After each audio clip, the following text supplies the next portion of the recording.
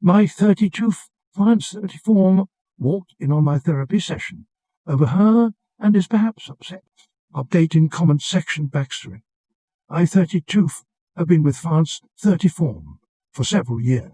I've been in therapy since 21.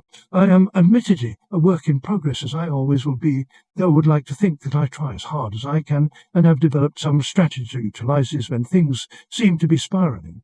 This has allowed me to have a stable home life, relationship turned engagement, and I've always been able to hold down a decent job. My fiance does not have mental health issues, but often acknowledges that he wishes he was in therapy to deal with how he handles frustration and crisis situations.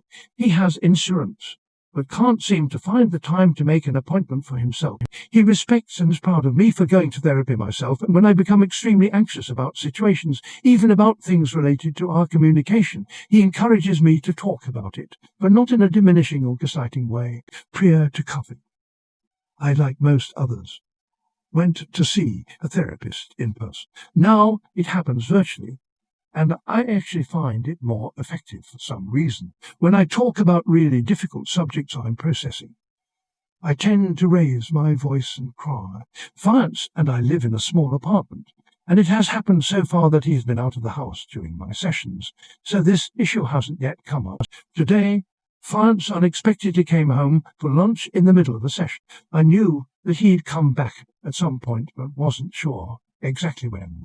While on the phone with therapists, I was pretty viscerally upset and going off about some deeply rooted, abuse-related issues about family and ex. Fiance got home and walked towards my room to say hi and opened the door. He walked on me speaking about something in abstract, and quickly left the room.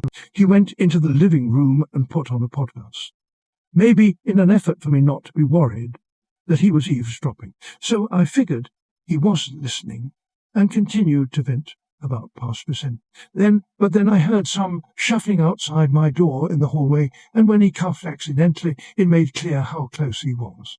It was a super awkward situation all around, and I'm not sure how I should have handled it. He then left the apartment, and I'm not sure if I upset him. I'm also wondering if I messed up by not warning him in the morning that I would be in an appointment later. I had a million other work-related things to do today on the forefront of my mind.